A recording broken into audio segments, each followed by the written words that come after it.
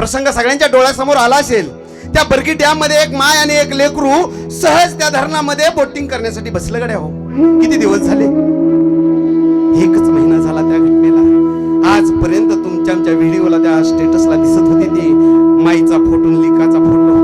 सगळ्यांनी फोटो बघितला तरी डोळ्यातनं पाणी येत होतं गड्या हो. सगळ्यांना नुसतं फोटो बघितला तरी डोळ्यातनं पाणी यायचं. संध्याकाळची 5:30ची वेळ आहे. बरकी डॅम वरती मातानी ती लेकरू आलं आणि सहजपणे लेकरांनी इच्छा व्यक्त करावी, बोटिंग करायचंय. माईनं त्या लेकराला बोटीमध्ये बसवावं. 45 माणसं आहेत त्या बोटीमध्ये, 45 माणसं आहेत गड्या.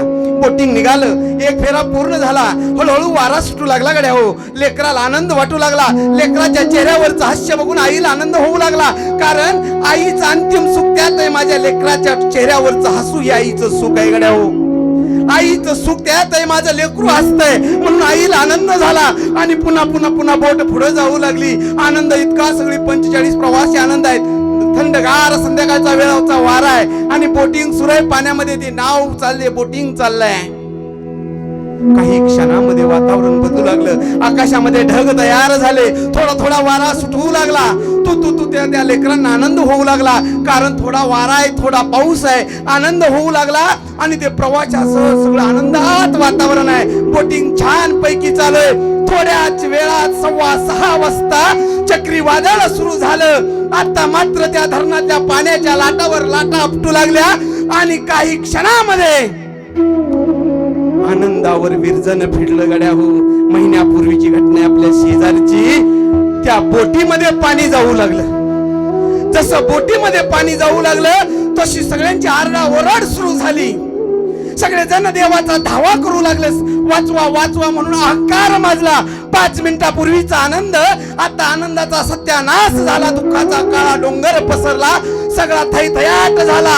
ज्याला पोहायला येते ते पोहून उड्या मारून निघून लागलं गड्या हो. 15 जणांनी उड्या मारल्या, पोहून किनाऱ्यापर्यंत आले.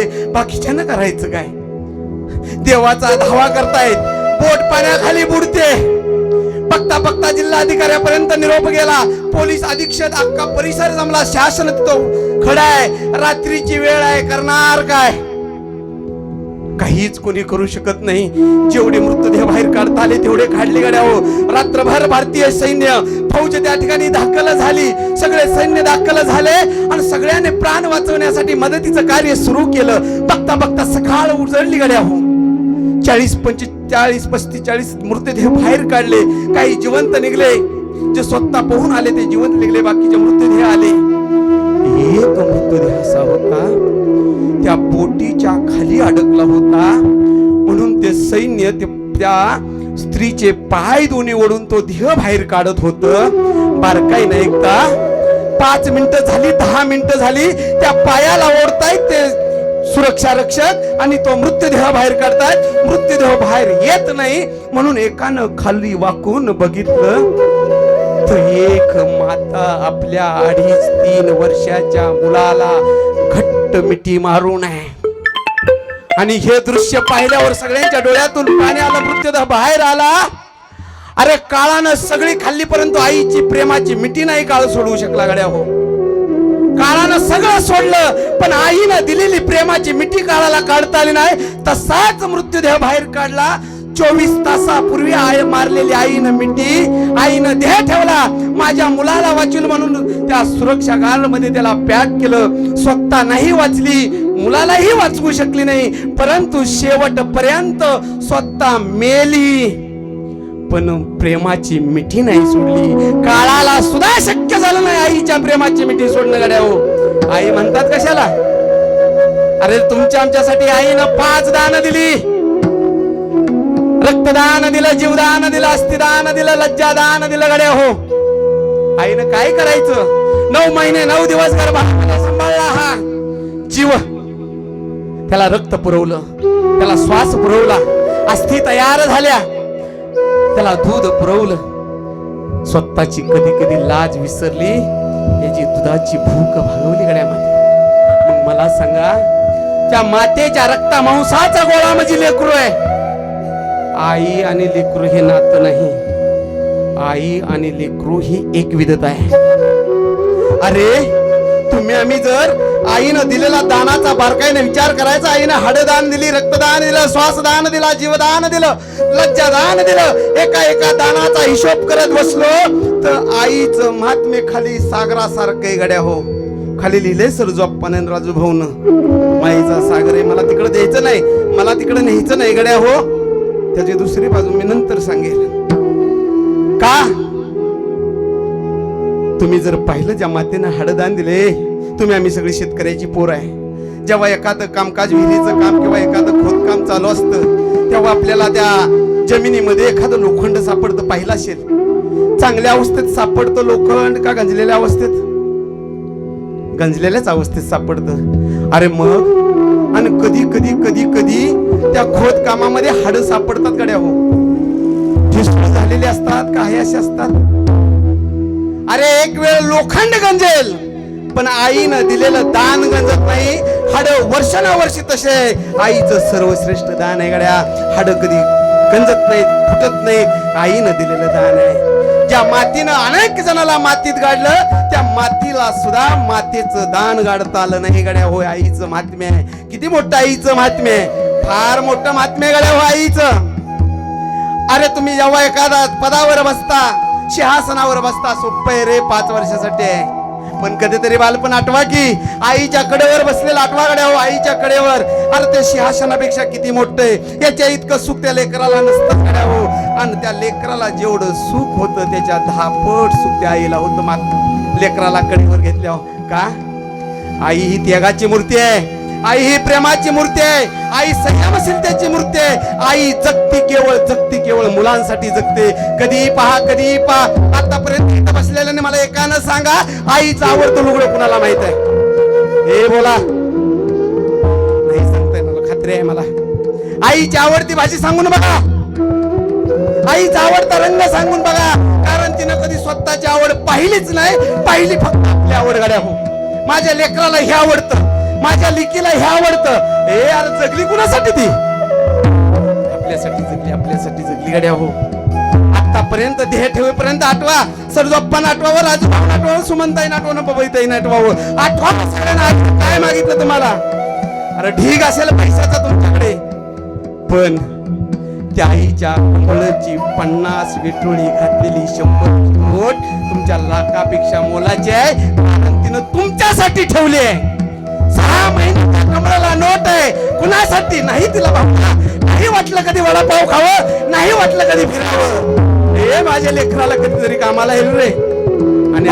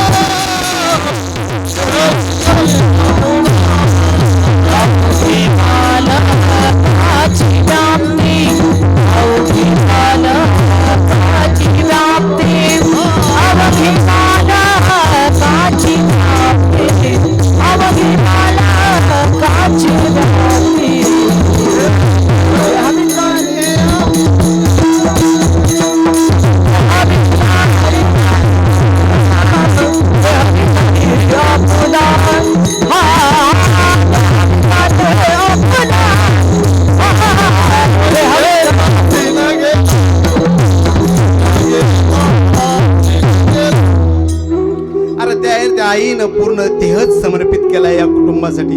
कोणतीही आई असू द्या गड्या हो. मी वारंवार सांगत असतो आई वडील काय असतात आयुष्यात, बाकी लय समजून घेऊ नका गड्या हो. सगळ्यांनी पुस्तक पाहिले, पुस्तकाचा संबंध सगळ्यांशी आहे. ध्यानात ठेवा, पुस्तकाचा पहिला कवर बाप आहे आणि मागचा कवर आई आहे. पुस्तकाचा पहिला कवर बाप आहे, मागचा कवर आई आहे आणि मधली जी पानं आहेत ते आपण आहोत. पुस्तकातली मधली पानं आपण आहोत.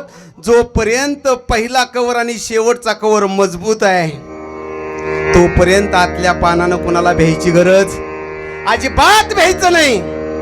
संकट आला तर बाप आहे आणि कडेवर घ्यायला माय कधी बी तयार आहे.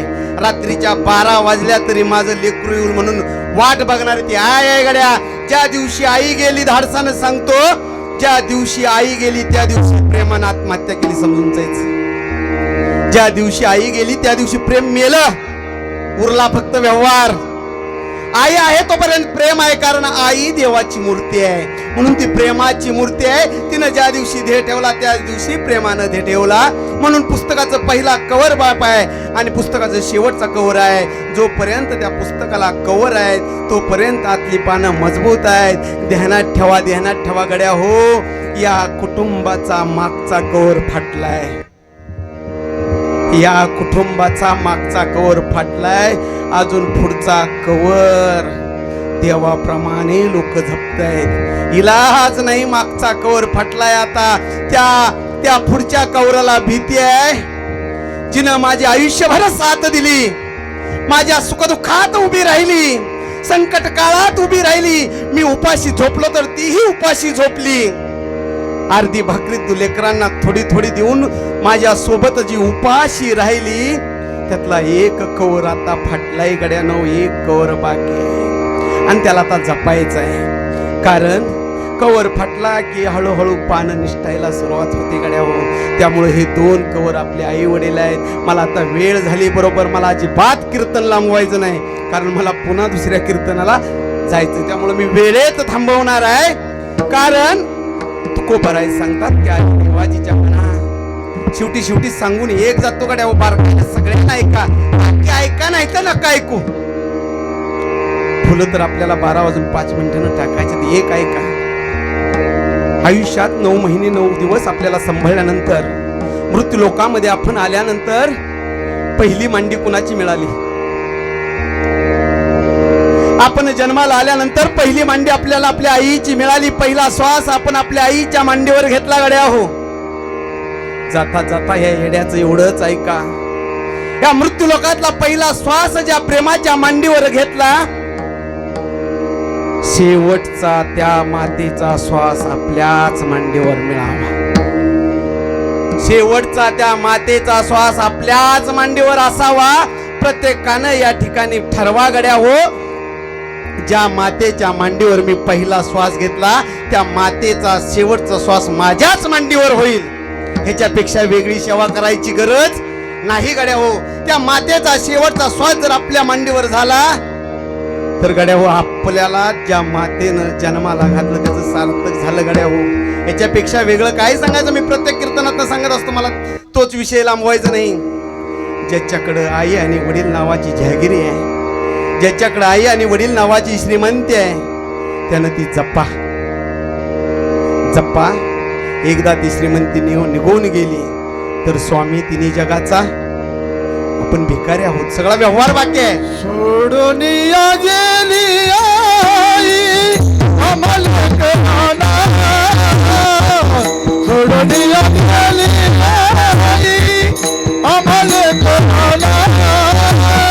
आई आई आई आई म्हणू मी कोणाला, आई आई आई आई म्हणू मी कोणाला. सोडून गेली आई आम्हाला कळाला, सोडून गेली आई आम्हाला कळाला.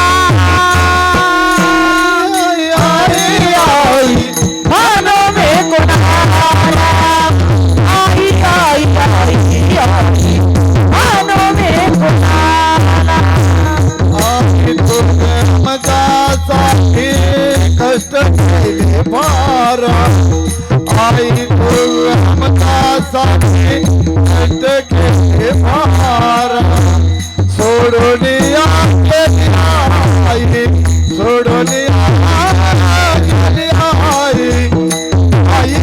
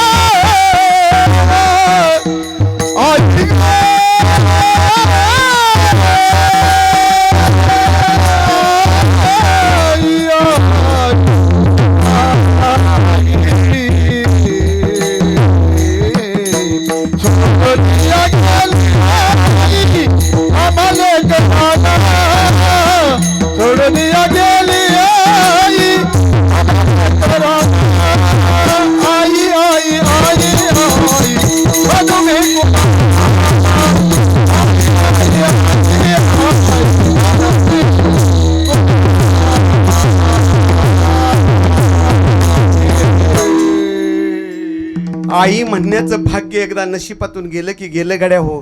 आई हा प्रेमाचा आवडीचा हृदयाचा शब्द म्हणण्याची जोपर्यंतच आपली ह्याय आहे, जोपर्यंत आई आहे. एकदा आई गेली की कुणाला आई म्हणाल. आईचा फोटो पहिला जोरात हाक मारली, भरून आलं नाही देत आई उत्तर गड्या हो.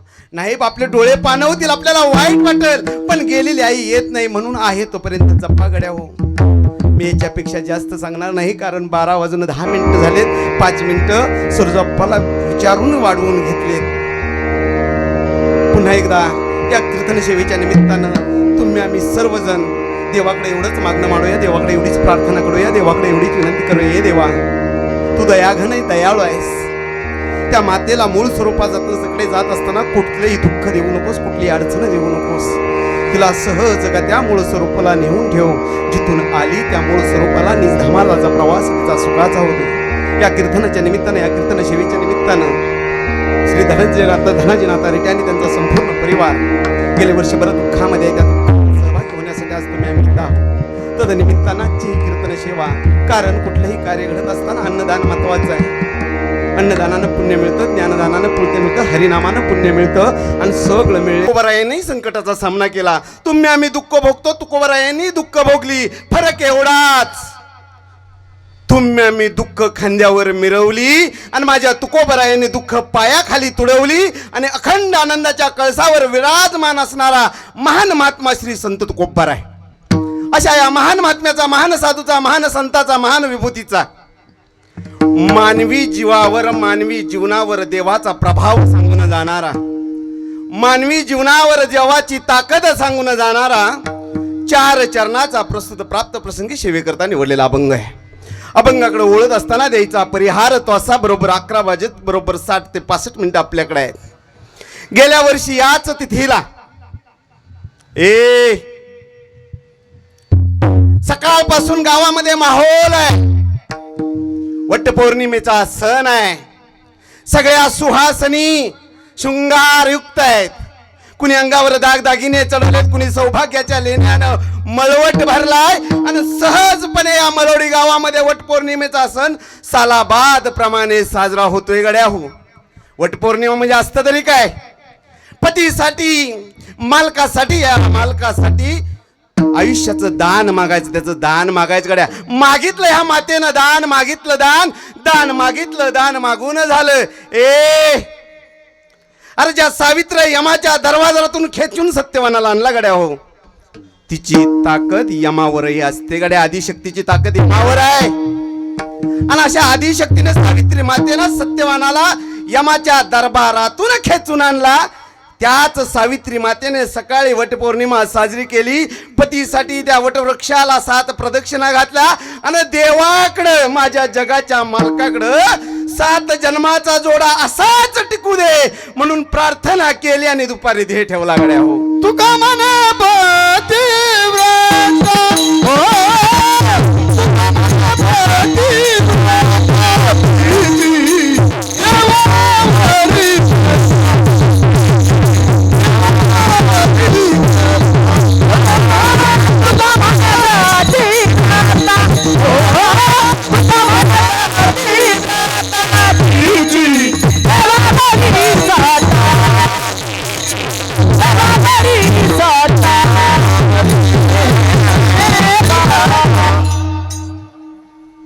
गेल्या वर्षी मौली याच तिथीला या घरावर डोंगर कोसळला दुःखाचा. मी वारंवार सांगत असतो गड्या हो, मंडप पाहून कधी नवलायचं नाही, मंडप पाहून कधी दुःख व्हायचं नाही. कारण कधी काळी याच घरासमोर आनंदाचा मंडप पडला असेल. कधी काळी याच घरासमोर आनंदाचा मंडप पडला असेल, आज मात्र याच घरासमोर दुःखाचा डोंगर पडलाय.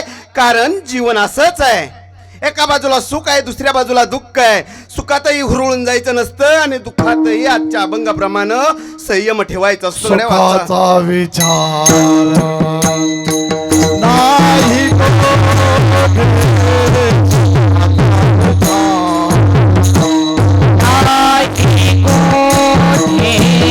सुखाचा विचार नाही, सुखाचा विचार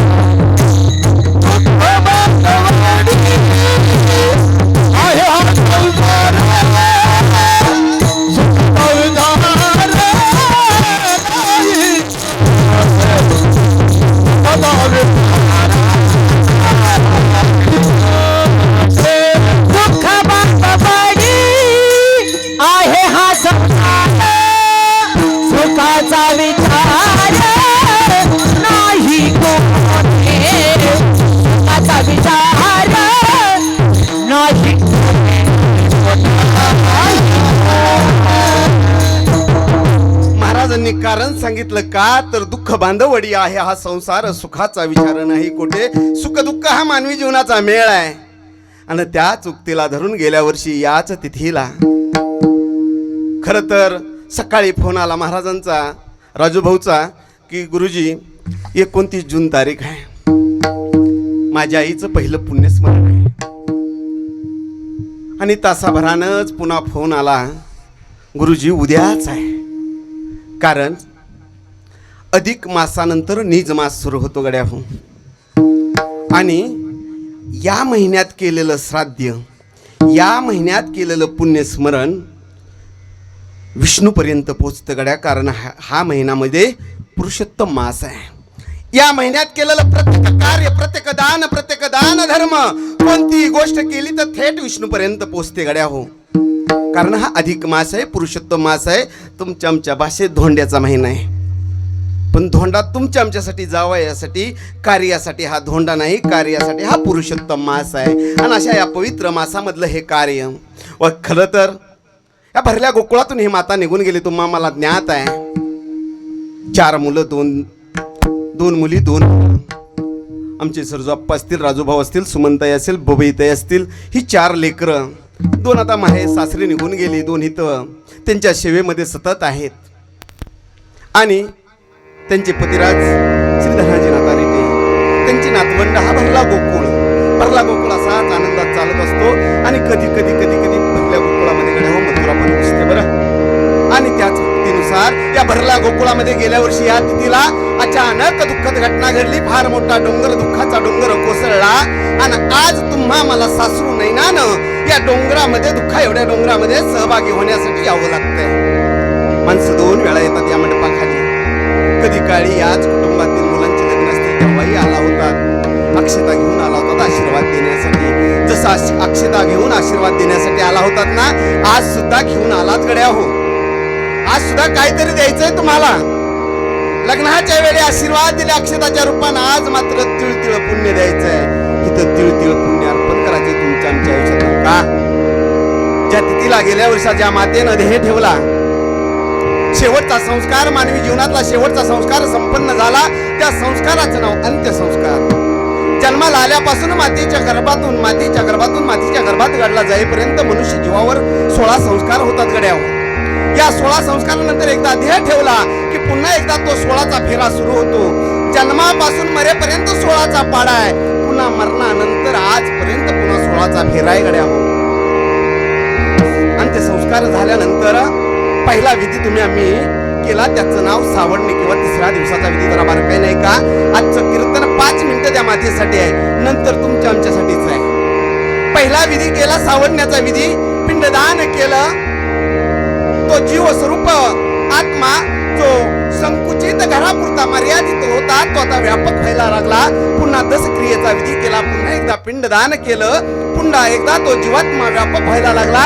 13व्या दिवसाचं गोड कार्य झालं गड्या हो. किती झाले? मोजत चला. त्यानंतर त्या मातेचा प्रवास मूळ ठिकाणाकडे निघाला गड्या. कुठं?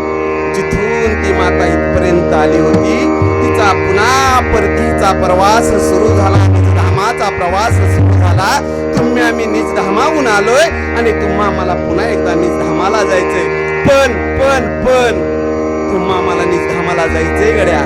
पण जाणारी वाट जरा खळग्याची नसावी गड्या, खड्ड्याची नसावी, काट्यापट्टीची नसावी. जाणारी वाट सुपर हायवे असावा. जर जाणारी वाट चांगली असेल तर प्रवास चांगला होतो. वाट जर खडबडीत असेल तर त्या प्रवासात दुःख होतात. म्हणून त्या मातेला दुःख होऊ नये. गेल्या वर्षी माता प्रवासाला निघाली आहे, त्या मातेला दुःख होऊ नये म्हणून दर महिन्याला पहिलं ताट द्यायचं. का द्यायचं? घरून जर 4 दिवसासाठी पोरग बाहेर निघालं तर पाण्याची बाटली डबं सगळं देता गड्या. आता त्याला तुमच्याशिवाय हाय कोण? हाडाची काडे रक्ताचं पाणी करून हा संसार वाढवला. लेकरा बाळासाठी अहोरात्र जाजली, अहोरात्र झिजली. आता तिचं कुणी नाही तुमच्या विनं. म्हणून त्या वारसानं आता ती जबाबदारी घ्यायची असते. पहिलं ताट मासिक ताट दिलं गड्या हो. का? चुकूनही बापूने प्रवास सुखाचा व्हावा. दुसरं ताट झालं. असं ताट करत 11 ताट होतात गड्या हो. 11 ताट हे 3 विधी आणि पितृ पंधरावड्यातला चतुर्भरणी त्याला गावठी भाषेत म्हणतात. भरणीचं साध्य असतं. अशी 15 ताट आजपर्यंत होतात आणि आजचं नैतिक दृष्ट्या जबाबदारीचं अहम कर्तव्याचं म्हणतो बरं, प्रेमाचं नाही म्हणत, कर्तव्याचं शेवटचं ताट वर्ष संपवायचं. प्रेमाचं ताट चंद्र सूर्य अशीपर्यंत असते. हे कर्तव्याचं आजचं ताट 16वं थोडक्यात. आणि आज त्या मातेचा त्या ठिकाणी प्रवास थांबणार आहे. प्रवास थांबणार आहे कोणत्या अर्थानं? खऱ्या अर्थानं मातेला कोणता रस्ता मिळणार, कोणती दिशा मिळणार आज ठरणार आहे. मग तुमचं आमचं काय काम? तुम्ही आम्ही या ठिकाणी एवढंच काम करायचं. हे देवा, हे जगाच्या मालका, हे परमपरमात्मा पांडुरंगा, या गावची माय, या घराची माय निघून गेली गड्या.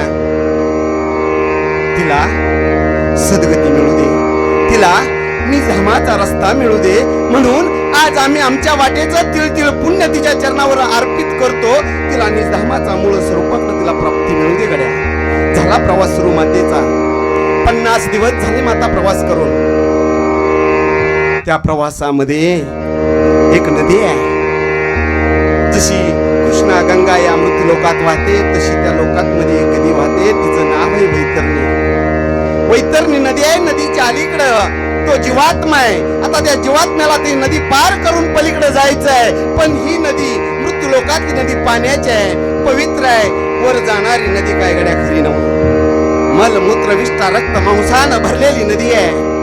त्या नदीतून त्या मातेला पलीकडे जायचंय शक्य आहे? अजिबात शक्य नाही. म्हणून विधात्याने एका कपिला गायीची निर्मिती केली आणि नदीच्या आईल तीरावर त्या कपिला गायीला ठेवलं आणि कपिला गायीला सूचना दिला, हे गाई, जी कोणी माता, जी कोणी जीवात्मा या ठिकाणी येईल त्याला पलीकडे घेऊन जायचंय. पण अट एक आहे. काय अट आहे? आयुष्यभर ज्या जीवात्म्यानं दान केलं, अन्नदान केलं, ज्ञानदान केलं, गोदान केलं, आयुष्यभर सत्कर्म केली, चांगली कर्म केली, त्या जीवात्म्याला ऐन तीराहून पैल तीराकडे न्यायचंय तुला. कपिला मातेच्या स्वतःच्या पाठीवर त्या जीवात्म्याला बसवते, पलीकडे नेते. पुन्हा प्रवास सुरू होतो. आज प्रवास त्या ठिकाणी कुठं? ज्या ठिकाणी आपला निकाल लागतो, निकाल त्या कोर्टात आज ठिकाणी निवाडा आहे. सुनावणी तर वर्षभर चालू आहे, पण आज निवाडा आहे. आणि आज निवाड्यामध्ये तो चित्रगुप्त आज आपला हिशोबाचं प्रत्येक पान काढून बसलाय गड्या. हो बार काही नाही का? तुमच्या आमच्या आयुष्याचं प्रत्येक पान आज तिथं चित्रगुप्त उलट करतोय. विधात्यानं 3 पानाचं पुस्तक लिहून खाली पाठवलं. पहिलं पान जन्माचं, शेवटचं पान मृत्यूचं, मधलं पान कोर आहे. हातात पेन विधात्याच्या नाही, आपल्या हातात पेन आहे. आपल्या हातानच जन्मापासून मरेपर्यंत आपणच कर्म लिहायचे. असा चुकूनही गैरसमज करून घेऊ नका. मी लिहिलेली कर्म कुणीच पाहत नाही. त्याचा निवाडा चित्रगुप्ताजवळ असतो, तिथं वशिला चालत. एवढं मात्र जन्माला आलेल्या प्रत्येक जीवानं काळजीपूर्वक पाहायचंय. आयुष्याचं प्रत्येक पान उलगाडलं जातं आणि 12:05 तिथं निघालाय. निकाल काही असो, पण विधात्याला सांगायचं, हे देवा, आमची जनामाई गेली, जिने अन्नदान केलं, लोकांची सेवा केली. अरे एखाद्याची वास्तू शांती असेल तर तोरण बांधलं रे गड्या दिवाळीला. प्रत्येक भावाला ओवळलंय तिनं. या गावच्या प्रत्येक भावाला तिनं ओवळलंय. विधात्या, तू आज मातेला निज धामालाने मूळ स्वरूपामध्ये विलीन कर. पंचतत्वाचा ध्येय गेल्या वर्षीच ठेवला, आता मूळ स्वरूपाची तिला प्राप्ती होऊ दे. ही प्रार्थना आपण आज विधात्याकडे करायची आहे. आणि त्याच मातेला तुम्हा आम्हा सर्वांतर्फे भावपूर्ण श्रद्धांजली करूया आणि सेवेकडे वळूया. विठ्ठल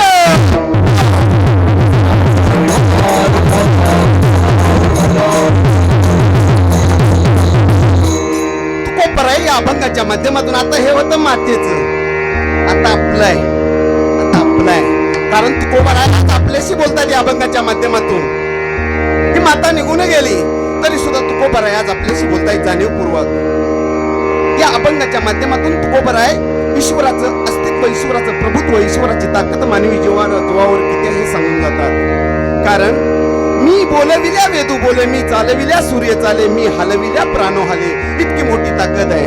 त्याहीपेक्षा सांगू, चाले हे शरीर कुणाची या सत्य कोण बोलविता हरिविन. ईश्वराशिवाय आपलं एकही पान हलत नाही. कदाचित तुमचा आमचा भ्रम असेल बरं की मी एवढं केलं. त्याच्या ताकदीशिवाय, त्याच्या सत्तेशिवाय काही बोलत नाही. तुकोबाराय सांगतात, झाडाचं पान सुद्धा त्याच्या ताकदीशिवाय हलत नाही. एवढा मात्र प्रत्येकानं चांगला विचार करायचा. कारण विधात्याची ताकद अशी आहे की तुकोबाराय म्हणतात की त्याच्या अधिकाराशिवाय, त्याच्या सत्तेशिवाय या मानवी जीवनाचं काहीच चालत नाही. काहीच नाही चालत. चाले हे शरीर कोणाची असते, चाले हे शरीर कोणाची असते, कोण बोलविते हरी, कोण बोलविते हरी. चाले हे शरीर कोणाची असते, चाले हे शरीर कोणाची असते, कोण बोलवितो हरी, कोण बोलवितो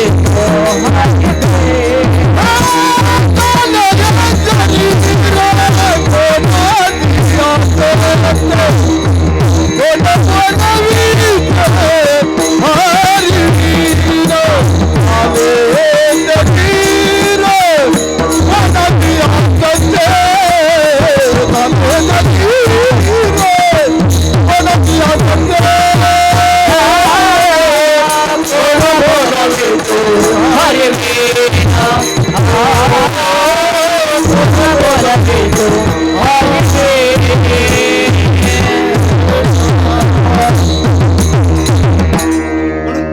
या अभंगाच्या माध्यमातून तुम्हा मला 4 गोष्टी सांगून जातात गड्या. सरळ साध्या पद्धतीनं तुकोबरायांचं आपल्या मानवी जीवनाविषयी मत काय आहे, तुकोबरायांच्या वाणीतून, अनुभवातून या अभंगाची निर्मिती का झाली, याचा जरा थोडासा तात्पर्य आपण तपासून पाहिलं, आपल्या बुद्धीनं पाहूया. तुकोबराय पहिल्या चरणामध्ये म्हणतात, आले देवाजीच्या मनात तिथे कोणाची चाले ना. तुकोबराय सांगतात, एकदा देवानं ठरवलं की ठरवलं, बदल चांगला असेल वाईट असेल स्वीकारायचं. का? सत्ता त्याची. त्यासाठी तुकोबराय एक उदाहरण देतात, देवाची ताकद सांगतात. राजा हरिश्चंद्राचं उदाहरण देतात आणि सांगतात, अरे हरिश्चंद्र हा अयोध्येचा राजा आहे, पण स्वप्नामध्ये विश्वामित्राला दान दिलं, दुसऱ्या दिवशी भिकारी झाला. एक राजा सिंहासनावर आरूढ आहे, दुसऱ्या दिवशी पायात चप्पलही नाही. ही मानवी स्थिती आहे. कुणाच्या सत्तेनं? आले देवाजीच्या मना. देवाजीच्या सत्तेशिवाय हे घडत नाही. अजून एक तुकोबराय उदाहरण सांगतात. पहिलं उदाहरण राजा हरिश्चंद्राचं देतात, दुसरं उदाहरण साक्षात जगाचा मालक त्यांच्या सोबतही त्या पांडवांचं देतात. तुकोबराय म्हणतात, अरे 5 पांडवांसोबत अखंड जगाचा मालक आहे भगवान श्रीकृष्ण आहे, पण देव अखंड सखाय, देव सारथी आहे, देव त्यांच्याशी नेहमी मित्रासारखा राहतो. देव त्यांचा घरचा पाहुणा आहे, पण देव जरी घरचा पाहुणा असला तरी सुद्धा पांडवांना स्वतःचा राज्याचा त्याग करून 12 वर्ष वनवास भोगावा लागला. 1 वर्ष अज्ञातवासात राहावं लागलं. का? आले देवाजीच्या मना. त्याच्या सत्तेशिवाय कालच चालत नाही. म्हणून तुकोबराय आपल्याला सांगतात, आपल्याला काय सांगतात? तुका म्हणे उगीच राहा, होईल ते सहज पहा. तुकोबराय सांगतात, जर राजा हरिश्चंद्रामध्ये बदल होऊ शकला नाही, देव असताना पांडवाला सुद्धा राज्याचा त्याग करावा लागला, तर तू कुठल्या झाडाचा पालायस? तू नीटनेटका माणसात राहा, जे होईल ते सहज पहा. अशा याचा हा 4 चरणाचा तुकोबरायांचा मानवी जीवाला सावध करणारा अभंग. चला, या अभंगाचा आशय तुम्हाला समजला. आता अभंगाच्या शेवटच्या चरणापर्यंत जरी आपण वेळेच्या अभावानं नाही जाता आला, तर अभंगाचा मूळ गाभा असा आहे. मानवी जीवाला सावध करताना तुकोबराय सांगतात, हे जे घडल ते सत्तेच्या सत्तेनं. आजचा हा दुःखाचा मंडप या कुटुंबावर पडला गड्या. कुणाच्या सत्तेनं? त्याच्या सत्तेनं. सत्याच्या सत्तेशिवाय काही चालत नाही. म्हणून तुकोबराय या अभंगाच्या माध्यमातून आपल्याला सावध करताय, तुम्हा मला सावध करताय. काय सावध करताय? मरण आपल्याला येणार, त्याचं कारण महत्वाचं आहे. बरं, लोक तीन, पाताळ, मृत्यू लोक आणि स्वर्ग. आपण कुठल्या लोकात आहे? मृत्यू लोकात आहे. आणि मृत्यू लोकाचा नियम तुम्हाला मला माहिती आहे का? जो या मृत्यू लोकात जन्माला आला त्याला मरायचंय, किंबहुना मरण्यासाठीच जन्माला आला. या मृत्यू लोकामध्ये जो कुणी जन्माला आला तो कशासाठी? मरण्यासाठी. कारण या लोकाचं नाव मृत्यू लोक आहे. त्यामुळं प्रत्येकानं अगदी सहज बुद्धीमध्ये ठासून ठेवायचं गड्या, ए देवानं मला 50 वर्ष दिली, 60 वर्ष दिली, 70 वर्ष दिली, किती मोठा नशीबवान आहे मी. 40 वर्ष दिली, 45 वर्ष दिली, किती मोठा नशीबवान आहे मी. का? क्षणाचाही भरोसा नाही तरी त्यानं तुमच्या आमच्यावर एवढा वर्ष विश्वास ठेवला. तुम्हा मला या मृत्यू लोकामध्ये ठेवलं, कारण तू नेणार आहे. ए नेणार आहे. माझ्या मातेला गेल्या वर्षी घेऊन गेला. अरे आज इथं मातेचा फोटो आहे, कदाचित उद्या या येड्याचा असेल. काय सांगावं? मृत्यू लोकाचा नियम कुणीच बदलू शकत नाही, कारण हे सत्य तुकोबराय तेच सांगतात. मानवी जीवनामध्ये सिद्धांत सांगतात तुकोबराय, त्याच्या सत्तेशिवाय काहीच चालत नाही. फार फार फार फार तर तुम्ही आम्ही काय करू शकतो? लांबवू शकतो गड्या, पण मरण टाळू शकत नाही. टाळू शकत नाही. तुम्हाला एक उदाहरण सांगून जातो का टाळू शकत नाही. हा मृत्यू लोक आहे. मृत्यू लोकामध्ये भगवान श्रीकृष्णाला मारावं लागलं. बरं, कुणाला मारावं लागलं? देवाला. भगवान प्रभू रामचंद्राला जलसमाधी घ्यावी लागली. का? मृत्यू लोकात आले. बरं, ती काय घटक काय मरणार आहेत? महाराज, ते घटक मरणारे नाहीत, पण ज्याला मृत्यू लोकाला ज्याचा पाय लागला त्याला मातीत काढलं. बरं का या मृत्यू लोकांना. म्हणून मृत्यू लोकाचा नियम पहिल्यांदा समजून घेऊया की तुम्हा मला मरायचंय.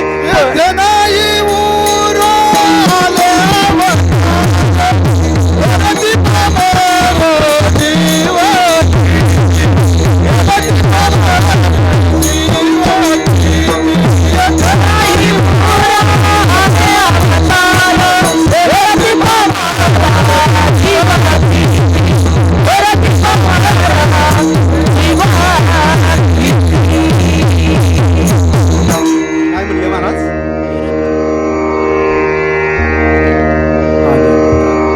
इथं काही सुद्धा उरत नाही गड्या. इथे नाही अरे अवतार इथं कुणी उरला नाही गड्या. अवताराची दशाच झाली गड्या. इथं खाली खाली आली त्यांची. आपली होणार आहे म्हणून तुकोबराय आपल्याला सावध करतात. हे टळत नाही. बरं, टळत नाही. अहो, नेवाशामध्ये ज्ञानोबराय पैठणहून येत आहे. पैठणहून शुद्धीपत्रक घेतलं, ज्ञानोबराय इकडे आले. नेवाशा जवळ आल्यानंतर एक प्रेतयात्रा चालली आहे. प्रेतयात्रेमध्ये एक सुहासिनी माता सगळ्यात पुढे चालली. माग ती तिरडी आहे आणि राम नाम सत्य आहे, नाम नाम सत्य आहे करत ती प्रेतयात्रा चालली आहे. ती स्त्री सर्वात पुढे आहे. आणि तिकडून ज्ञानोबराय येतात, निवृत्ती दादा येतात, सोपान काका येतात, माझी आदिशक्ती मुक्ताई येते. त्या मातेनं पाहिलं पुढं देवाची माणसं येतात. काय माहित तिला कोण येत आहे. गेली आणि माझ्या ज्ञानोबरायाच्या चरणावर मस्तक ठेवलं गड्या होत्या मातेने. ज्ञानोबरायांनी आशीर्वाद दिला. अखंड सौभाग्यवती भाऊ. त्या मातेच्या डोळ्यात पाणी आलं. माऊली, तुम्ही मला आशीर्वाद दिला या जन्माचा की पुढच्या जन्माचा? ज्ञानोबराय म्हटले, काय झालं?